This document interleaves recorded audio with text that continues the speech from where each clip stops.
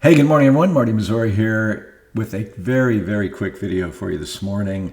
It's the 27th of November, 2024, Wednesday, holiday week, of course. Didn't want to just skip this week and not offer up a little bit of commentary for those of you who look for this each week. So this will be it for the week and through the weekend. And then next week, I have a very short week, Monday and Tuesday, actually.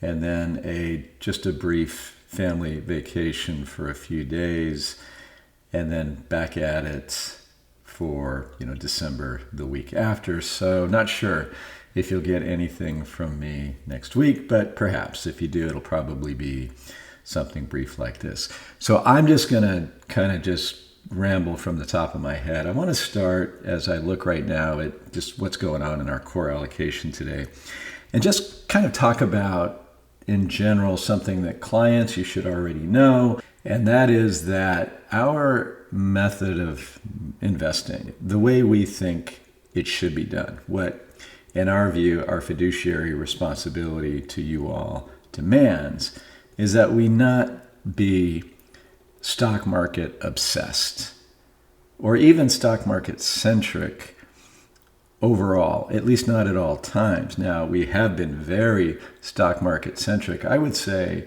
for the bulk of my career, which started in 1984, just because of what the stock market's done.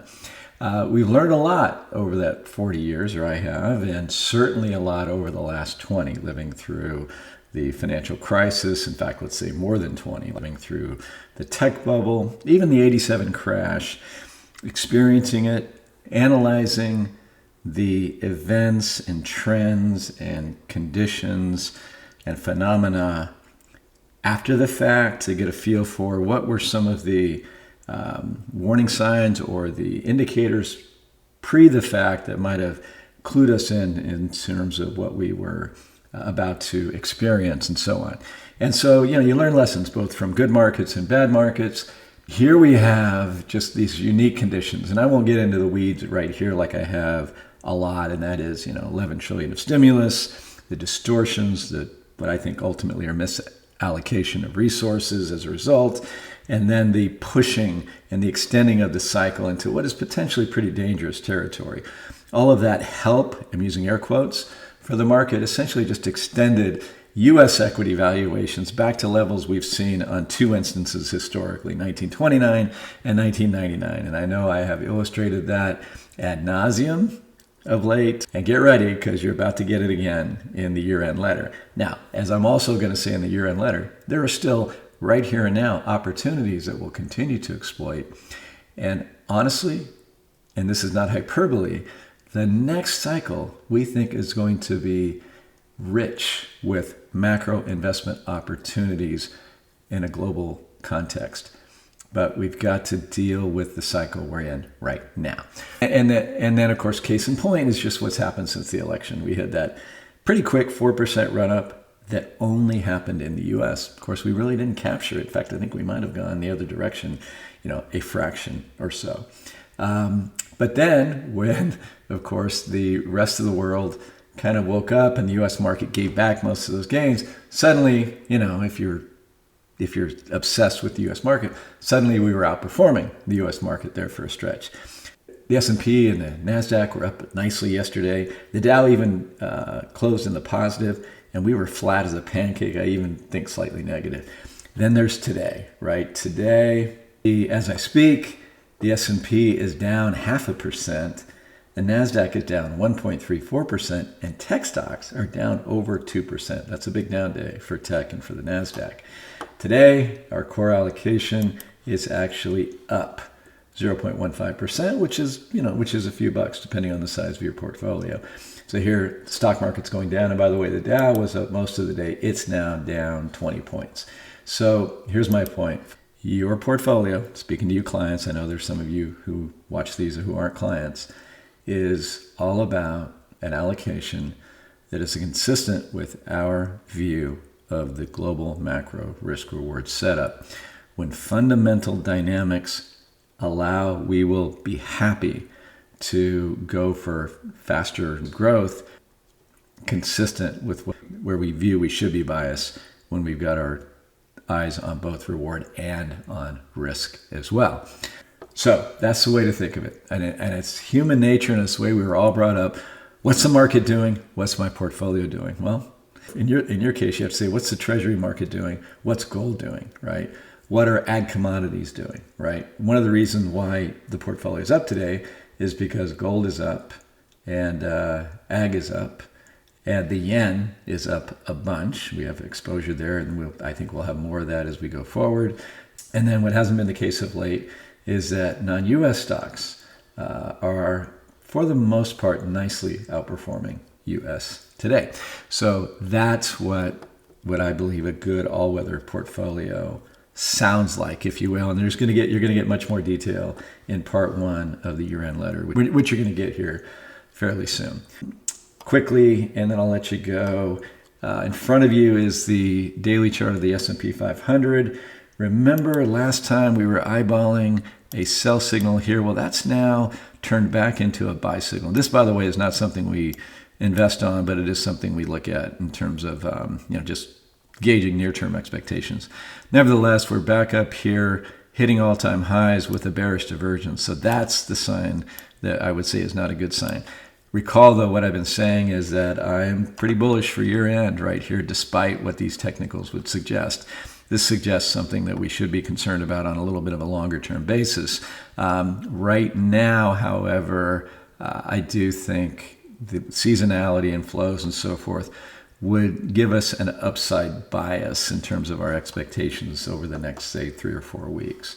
Doesn't have to play out that way. There's a Fed meeting along the way. There's jobs numbers next week. Those things could definitely get in the way of the rally.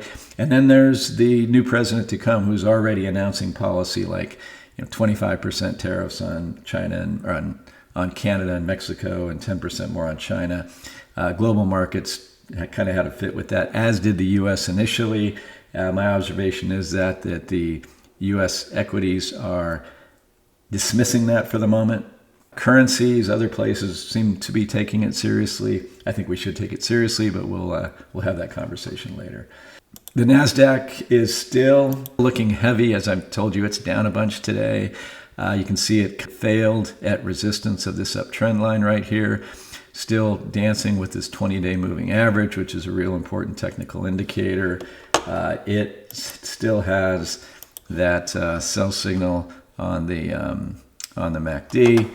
Again, I wouldn't go shorting the NASDAQ right here with the year-end looming. The dollar, it did hit that bear flag pattern that I drew for you here last time, that I said I really didn't think it would, and it did.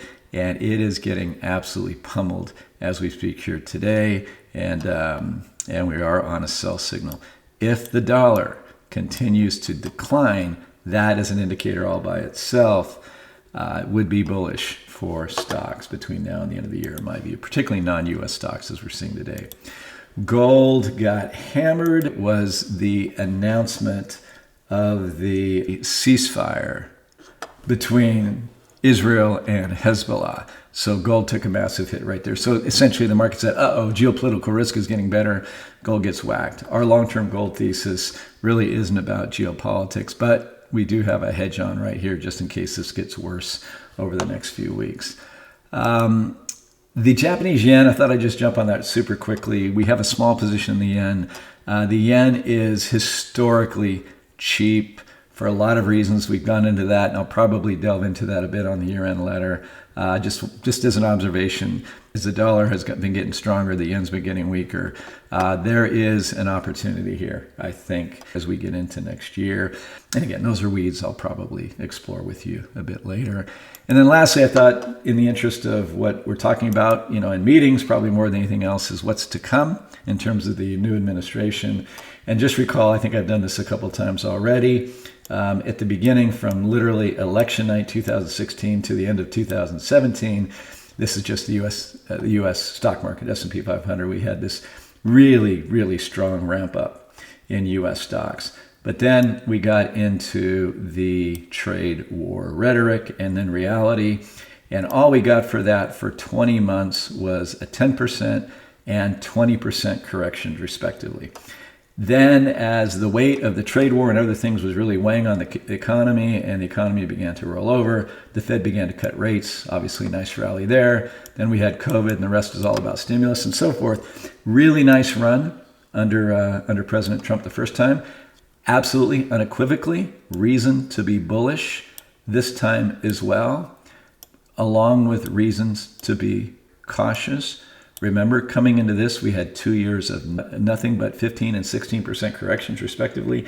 The market right here was where it was 2 years earlier, so breakout was due.